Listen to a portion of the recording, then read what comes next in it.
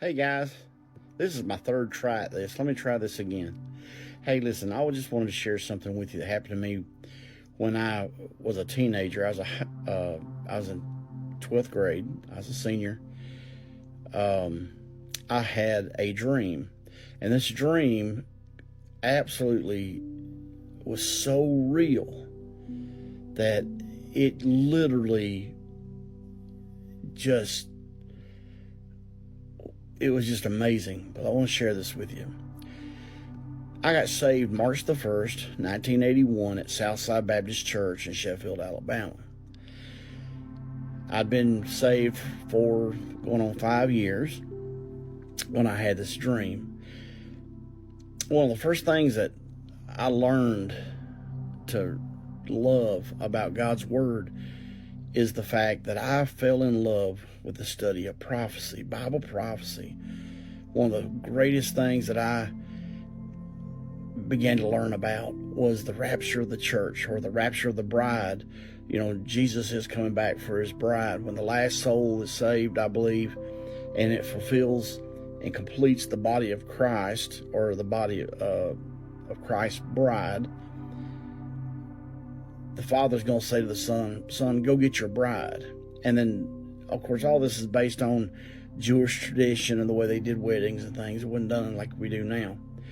But anyway, I'll never forget this dream. I did not realize I was dreaming, first and foremost.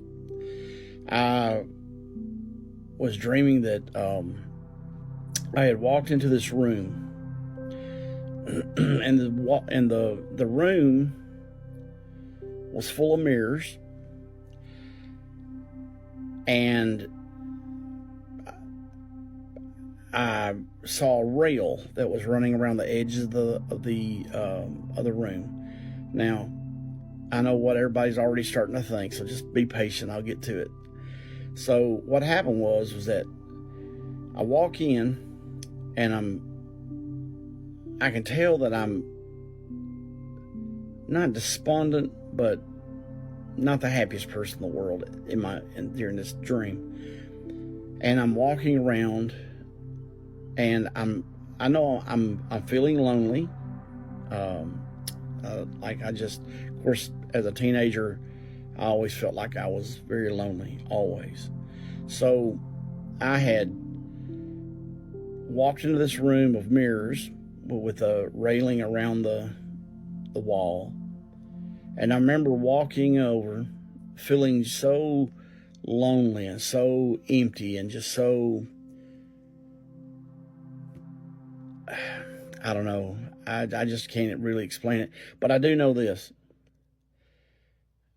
I was very much so lonely. And I remember walking over to the rail, and I know there's other people there. I couldn't tell who was there, but I know other people were in the room. And I walk over to this rail, and I reach out, and I put my hand on the rail like I'm just going to rest my hand up on the rail. And I remember looking up,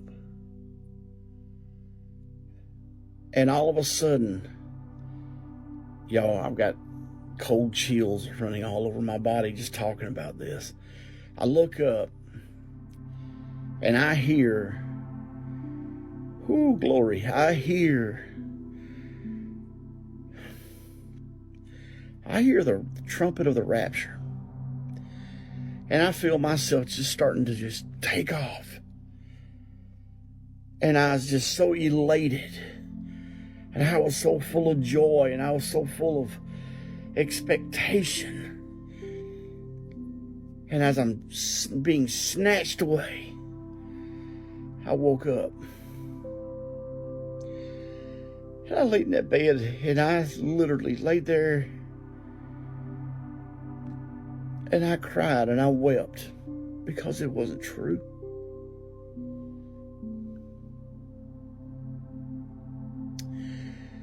But I will tell you this. I know that day's coming. And I know that it's going to happen. It is. Now, let me tell you the rest of the stories, as Paul Harvey said. That year, we had a senior banquet. And I had got my tux and all that, and I was walking into our. We didn't have a dance. We had a banquet. It was a private Christian school. They didn't believe in dancing, so we had a private banquet. And I had to have a date.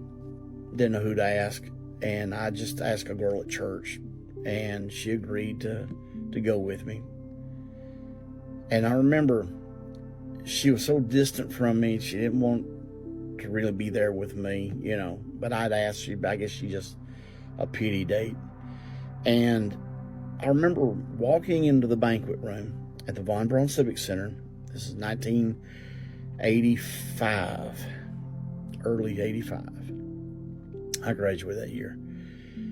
And I remember walking into the banquet room, and I walk in, and people, I am not kidding you, there's people all around. I walk in, and this room is full of mirrors. There was a rail running around the whole wall. Oh, glory, let me tell you. I got excited. I remember I was feeling so lonely, because I knew this girl didn't want to be there with me. She wasn't interested in me at all. And I was so lonely, and I was so didn't want to be there until I walked into that room. And let me tell you something. I looked around, saw all those mirrors. I just stood there. And I remember walking over to the wall of mirrors where that banister was, and I walked over to the exact spot that had took place in my dream. And I nervously, my hands were just shaking. I reached out and I put my hand on that rail exactly where I had done in that dream.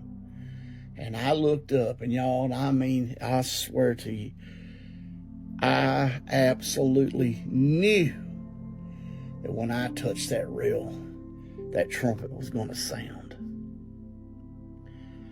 Well, as you know, it didn't. We're still here. But I will tell you this. I expected it. And every day I expected. One day, me and my wife were outside unloading groceries. And I had put a shofar trumpet on my phone as a notification. And we were standing there, and my phone went off. And let me tell you both, me and my wife both just stopped, turned around, looked at each other, and I know she was thinking the same thing I was. We thought we was fixing to take off the ground and go home. Well, it didn't. It was just my phone. But let me tell you what happened to me the other night. I was laying in bed watching a movie. My wife had already gone to sleep. We had watched a movie on PureFlix, I think it's called, Revelation Road, and everything, the Rapture took off real slow, and everything was, now I don't believe that. I believe the Bible says he comes in, he's going to snatch us away. The Greek word for catching away means to snatch somebody, or to snatch, to protect, you know, just a violent snatch. So it's going to be fast. I got to make this quick. I'm running out of time. I was laying there, and all of a sudden I heard over the TV what sounded like a trumpet. I laid there, and my heart got to beating so hard in my chest, I'm surprised it didn't wake my wife up. And I laid there, and I just knew I was fixing to take off. I mean, seriously, people, I thought it was another situation like that. It was actually in the background music of the movie. But I'm going to tell you something. One day that's really going to happen. We're going to hear that trumpet. And we are going home. So don't lose faith. Remain faithful. Jesus loves you. I love you. Amen.